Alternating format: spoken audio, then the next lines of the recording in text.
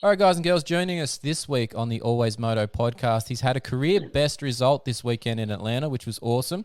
He's from the Tylube Honda team. He's number 66. It's Henry Miller. How are we doing, Henry? Hey guys, how you guys doing? We're doing pretty excellent today. It's a beautiful day here in Texas. I'm pretty sure it'd be a bit extra sweet this week after the result on the weekend, mate. That was a nice ride from you. Oh yeah, definitely. I had a good Sunday. I know I woke up, I was happy as could be, good energy and all of that. So it's been a good start to my week and looking to keep moving forward with it. Now, I'm assuming your previous best was probably a seventh or something. How long ago was that? And just to see, is this is obviously the most recent result for you that's the best. But yeah, when was that last previous best? Actually, my previous best before that was the last race we did in Detroit. Oh, I really? was ninth in the main. Yeah, so we're kind of picking them off here slowly but surely towards the end of the year, and Well, that's hopefully we can a keep that momentum that rolling. I was going to say, man, like obviously with this career best, that this season is probably going to be considered your best one for you. And now, obviously, with you saying that you've had two career bests along the way, it probably definitely is your best season so far. Yeah, it's definitely been my most consistent year. Definitely had the best rides that I've done throughout the years in Supercross. I've always kind of struggled a little bit being from the north, but we're figuring it out, and it's definitely on the path to being probably my best year to date for Supercross. Nice, nice. Now, how did you find the day race in Atlanta versus the night race? And mainly in terms of like, obviously starting the day earlier. So, how was things like getting warmed up and getting the right foods and nutrition in for the day to be actual, because obviously it's so much earlier in the day, you might not be ready to eat that amount or you might not be ready to warm up at that time. Was it a struggle for you or did it just sort of feel like normal?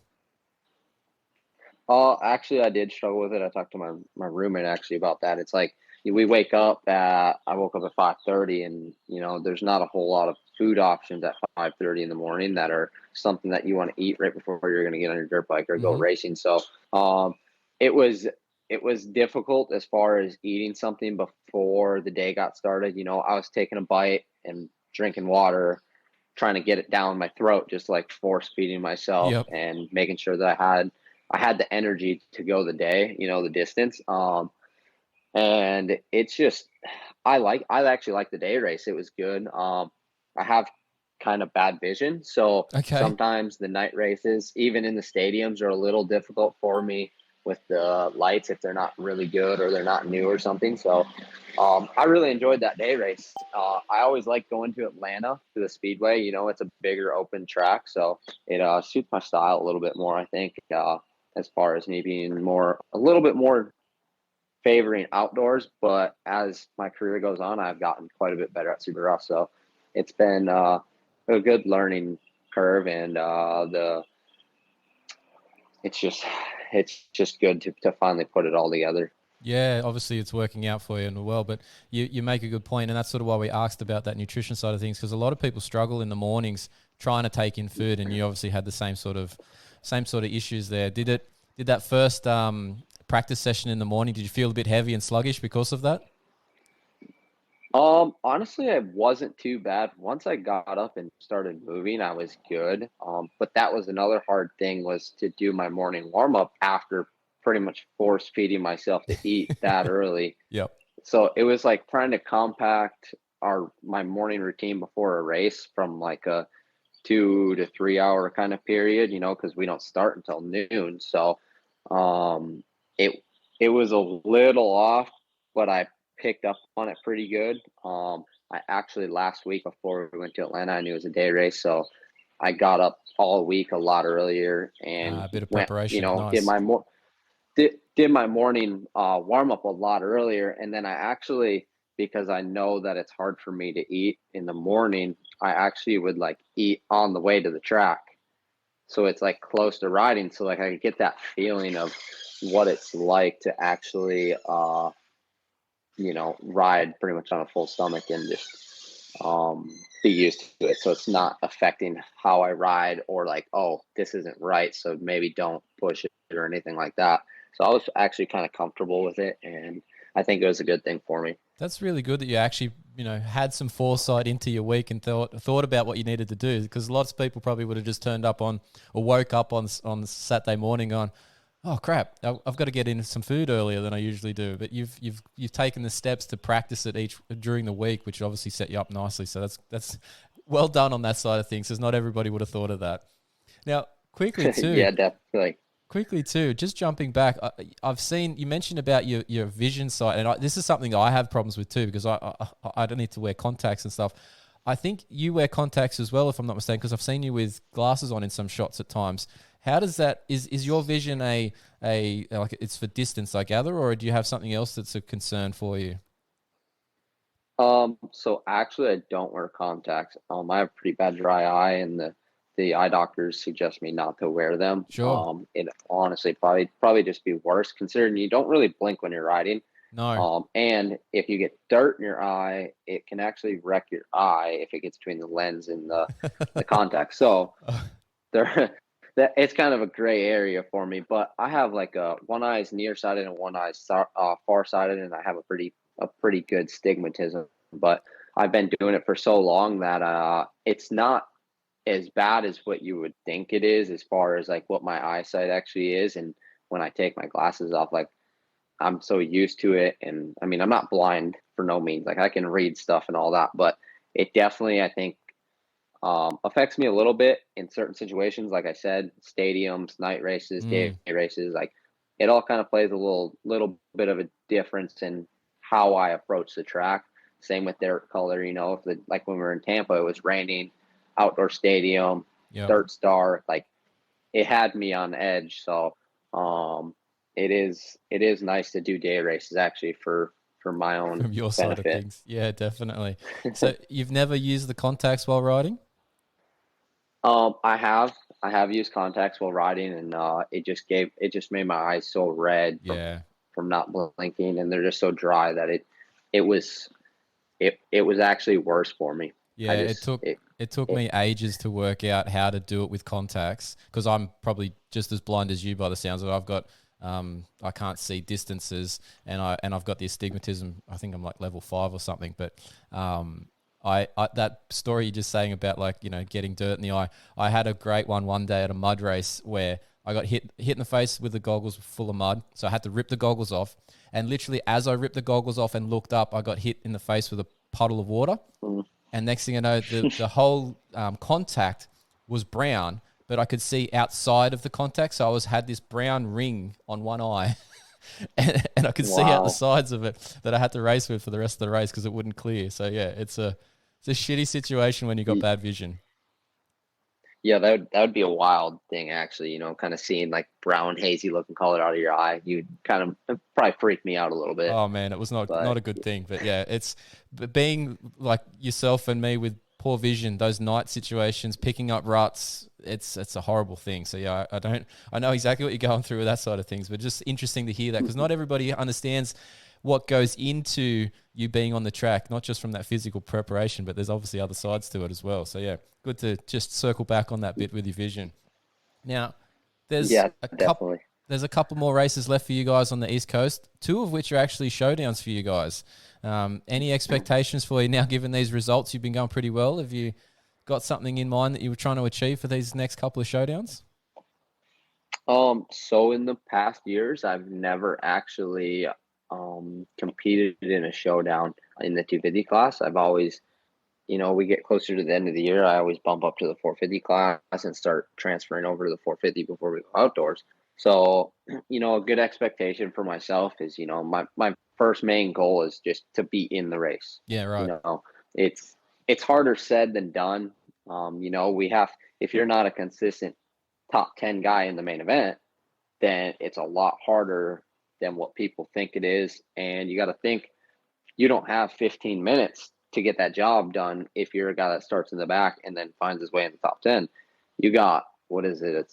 We do 6 or 8 minute heat races or something like that. So you have, almost half the time to make it happen. So you really have to be on your A game and bring a good start to the line. Yeah, definitely. And you're probably right about all that. Just making sure that you're in the main event would be a good start, and anything after that's probably awesome. So yeah, See how that all works out for you in the next couple of rounds. Now, on the recovery side of things, what does your Sunday after a race day look like? What is it that you're doing to try and get the body ready to go again for the next week of training and obviously the next race that's coming up, the next week? Honestly, Alex and John over at Troll Training got me on a schedule where Sunday's actually really relaxed, laid back, chill. I don't have anything. It's an off day for me. Mm-hmm. So pretty much it looks like I pretty much go in the garage, get my bike ready. I stay moving pretty much the whole day. Yep. If I got to do yard work or anything like that, I get it done. So I'm kind of slowly moving all day. I do like to try to get a good foam roll session in and stretching. Yep. Just to get my body loosened back up, because that Saturday or Saturday night race kind of takes a toll on your body, as we all kind of know. Dirt bikes aren't the easiest thing on you. So it's pretty chill. Get my grocery shopping done and get all my stuff lined up for the week and get ready for Monday. Yeah, sounds like a very chill day, but obviously that foam rolling stretching part and keeping moving makes a big difference to how you feel like, other than Monday. So is Monday straight into a normal load session, or is it a tapered session sort of thing, like, and you build into your week? Monday's a pretty good sized cardio day actually for me. So like today I did an hour and 15 pedal, zone 2, and then I come home, and straight after that I get on the ski erg for 30 minutes, and I just have to stay in my zone and just keep on just kind of building into the week. Monday is, and then tomorrow I think I have another hour and a half pedal, or it's going to be an hour strength, or probably both, to be honest. I'm not sure. I haven't looked. But then I also have Supercross tomorrow, so I'll get my riding training in and off my bike all at the same time, plus morning warm-ups. So morning warm-ups usually 20 to 30 minutes for me. It's usually consists of cardio and stretching, and then so by the end of the day, it's a you're tired, you're ready to relax a little bit and kind of, again, stretch, foam roll, get ready for the next day. Do you get to some times when you get your dinner on the table and you just feel like you should put your head on the table and fall asleep on those like big days when you've had riding and the cardio sessions? Honestly, so when we took that 3-4 week break in between the last race, I didn't do a whole lot of riding. I only rode the week, the 2 days before we went to Atlanta, and it was all lots of cardio, lots of strength. And man, when we got to the end of, I think it was like the second week, or maybe like the end of that third week, I was just like, wow, I'm tired. I don't even want to eat. I want to lay down, go to bed, and wake up and just, I guess, hammer it all out again. So definitely know that feeling. It's common. It's a lot of load, isn't it? But yeah, it's got to be done to get these results. It's obviously paying off, so it's working. Yeah, definitely. I feel really good on the bike, especially with those 3 or so weeks off the bike and just grinding in the gym and on the road bike, the skier, the rower, all that good stuff. Yeah, nice. Now, last question for you, Henry, before we go. And we've been trying to do this with a few of the riders to see what sort of things the guys are having underneath their gear, because everybody sees the top layer, all the sponsor logos. But what's under your gear, Henry? Have you got a chest pro? What knee braces or knee cups? What's under your gear, Henry?